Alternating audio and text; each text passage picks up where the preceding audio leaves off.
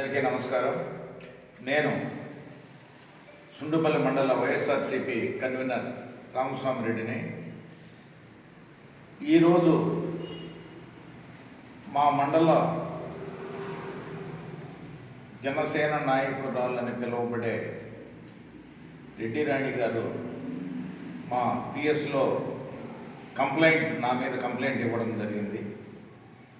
కారణం, ఈ లోపల పొంగునూరులో జనసేన పార్టీ బహిరంగ సభ నిర్వహించడం జరిగింది.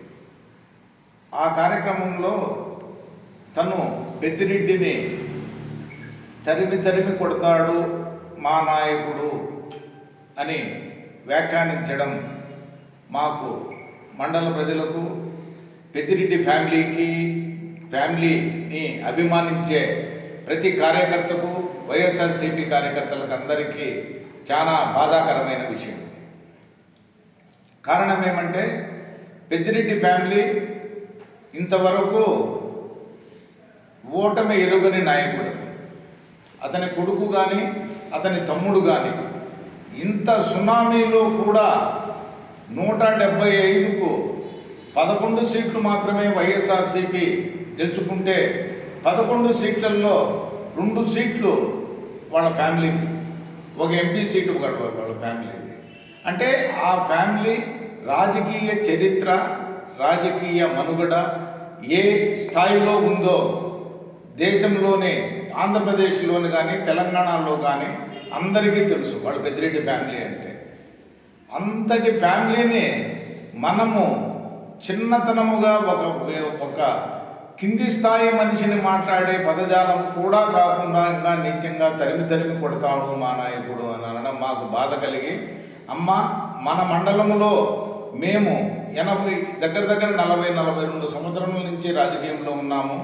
మాకు దైవ సమానుడు గురువర్యులు రవీంద్రారెడ్డి గారు నేర్పించిన రాజకీయం ఏమంటే, ఎవరితోనైనా ఓపికగా ఉండి మంచిగా ఉండి రాజకీయం చేయండి అని మాకు నేర్పించినాడు.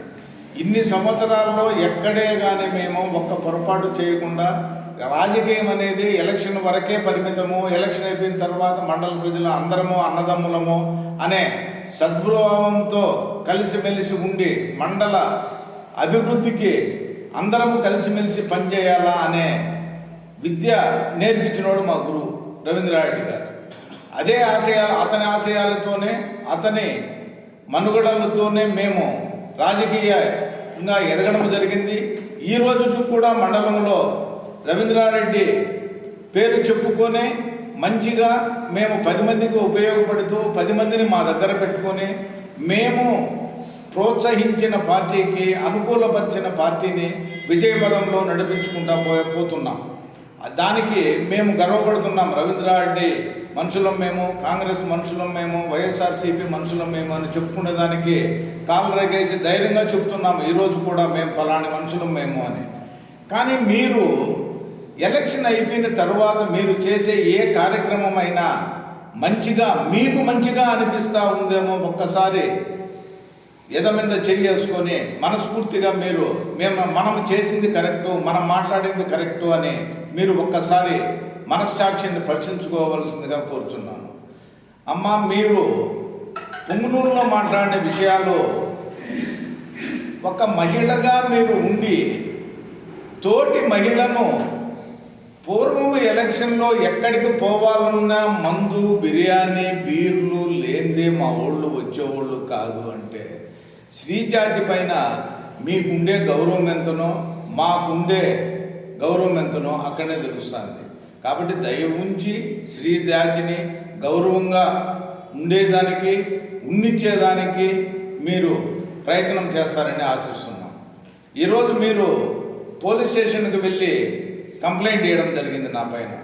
ఎస్ఐ గారు కూడా నన్ను ఫోన్ చేసి అడిగినాడు, సార్ ఇట్లా రామస్వామి రెడ్డి గారు ఇట్లా కంప్లైంట్ ఇస్తున్నారు, పలానా ఆవిడ వచ్చి మేమిందా అని. ఏం కారణం ఏమైనా అడిగితే ఆయన ఇదే చెప్పాడు, ఇట్లా మీరేదో అసభ్యకరమైన ఇవన్నీ మీరేదో పోస్ట్ చేశారంట, కాబట్టి దాని మీద ఆమె కంప్లైంట్ ఇచ్చింది. ఓకే సార్, మేము ఇచ్చిన స్టేట్మెంట్లో ఎక్కడే కానీ పార్లమెంటరీ వర్డ్కు అనుకూలంగా లేకుండా వ్యతిరేకంగా మేము ఎక్కడే కానీ ఒక్క పదం మాట్లాడినా కూడా తప్పే సార్ అది.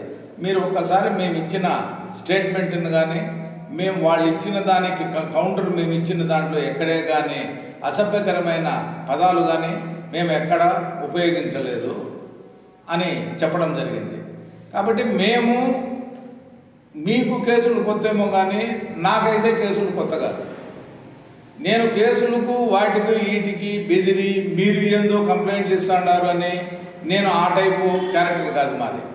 మేమంతా మండలంలో ఒక ఉమ్మడి కుటుంబం మాదిరి పార్టీలకు అతీతంగా మండలంలో ఉన్న అన్ని పార్టీలతో కానీ సన్నిహిత సంబంధాలు సఖ్యతలు మెలిగి కలిసిమెలిసి ఉండేవాళ్ళం మేము. ఎలక్షన్ అనేది ఎలక్షన్ అయిపోయింది, ఇప్పటికి 24, ఇంకా 27కో 29కో వస్తుంది. అంతవరకు మండల అభివృద్ధి కోసము మండలంలో ఉండే మనం అందరము కూడా అన్నదమ్ముల మాదిరి అందరము కలిసిమెలిసి ఉండాలా అని మా కోరిక. కాబట్టి దయవుంచి మండల ప్రశాంతతను ఇబ్బంది పెట్టకుండా చెడగొట్టకుండా ఉండాలనే ఈ సభాముఖంగా ఈ పత్రికా విలేకరుల సమక్షంలో పత్రికాముఖంగా మీకు అందరికీ తెలియజేస్తున్నాను. Thank you.